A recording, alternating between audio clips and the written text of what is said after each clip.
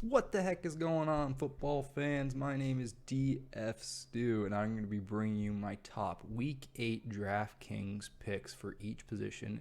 This is a little show I like to call That's My Guy. All right, the very first thing I'm going to do before I make any of my picks is I'm going to check out the over-unders for the week. I want to target games that have the potential to explode points-wise. I'm going to be looking at Minnesota versus Green Bay with a 56, 54 over-under, somewhere in there. We got Tennessee, Cincinnati. We got Las Vegas versus Cleveland.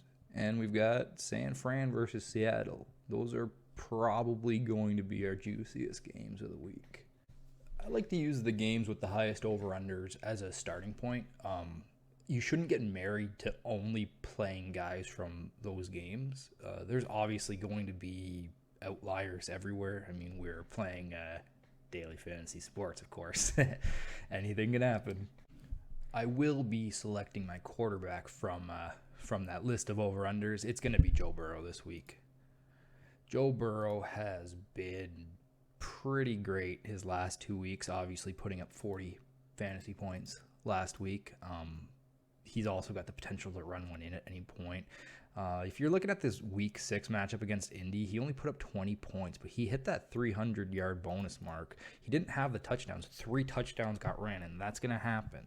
Week before, he played against Baltimore. Baltimore's defense is pretty tough, especially when you're a rookie QB.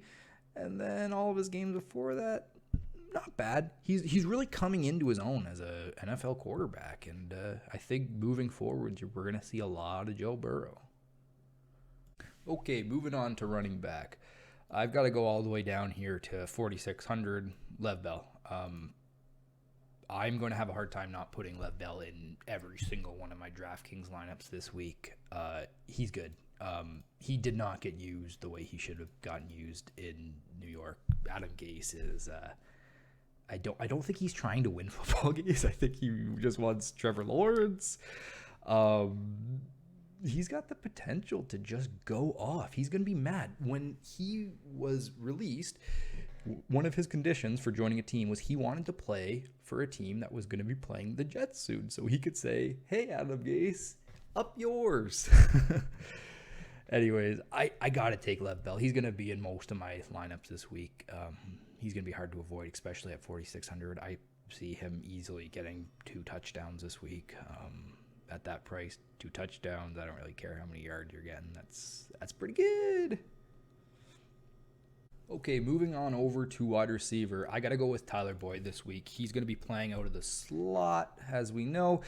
He is going to see a lot of targets. Last week, Tennessee played against Pittsburgh. Juju Smith-Schuster, 14 targets, 9 receptions.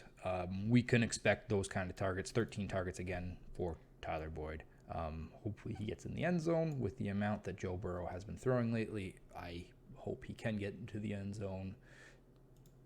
The other options there would be the other Cincinnati receivers. T. Higgins is a good pick off of Tyler Boyd if you find Tyler Boyd might be too expensive for your lineups. You could also go down to A.J. Green at 45. I don't trust A.J. Green at all. He has the potential to have pretty good weeks. He gets a lot of targets, but he also has the potential to put up goose eggs, and I am scared of putting up a 0. If I'm going to have a 0, it better be coming from my defense or maybe my tight end, not my wide receivers.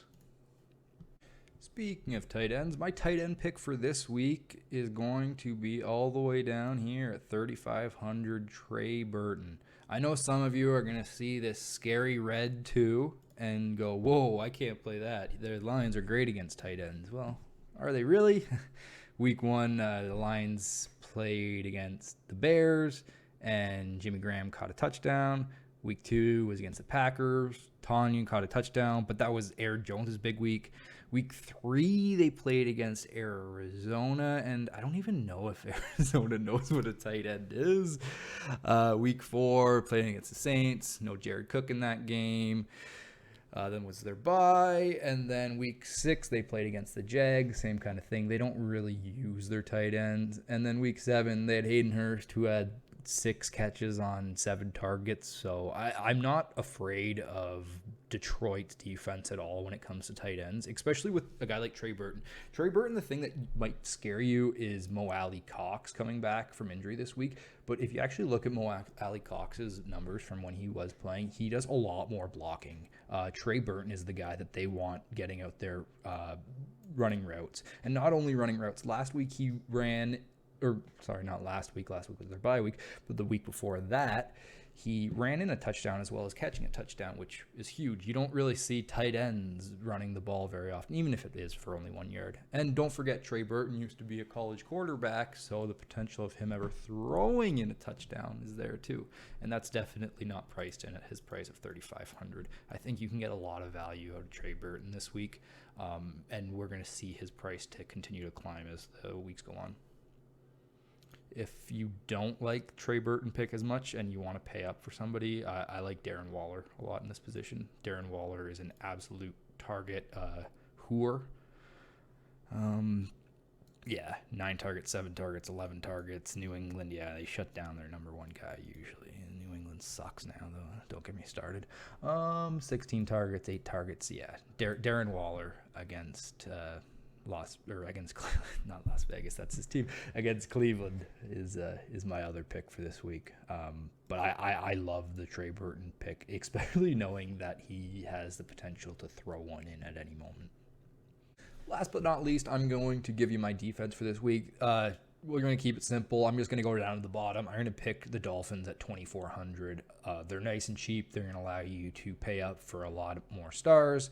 The difference between obviously the cheap at 4,500 and 2,400 for the Dolphins is pretty dramatic. That $2,000 is going to make a huge difference on the guys that you're going to be able to fit into your lineups. The difference between your bottom defenses and your top defenses on any given week is not very big. If I get a defense that can give me 10 points, that's amazing. I think like 5 points out of a defense is perfectly fine. I will be doing some more research on defenses this week to see if there is a play that I can get a lot of value out of. But at first glance, the Dolphins seem like the only defense I'm going to be looking at for the first couple lineups I build at least. Okay, just to recap, our picks for the week: quarterback, Joe Burrow; running back, Le'Veon Bell; wide receiver, Tyler Boyd; tight end, Trey Burton; and defense, the Miami Dolphins. I just wanted to remind everybody that this is still very early in the week. We still have injury reports to come out. There will be plays that I potentially like even more as we go throughout the week. Who knows who the COVID monster is going to get this week? Always got to be watching out for that. It's a crazy time in fantasy sports right now, but we love it, right? If you enjoyed this kind of content, feel free to give me a subscription or a like below, or even a comment with any suggestions, any feedback you might have for me. I'd love to start putting out more fantasy football, DraftKings related videos, and if I can help anyone out there to win, let's win. Let's make some money together. This is DF Stu signing out.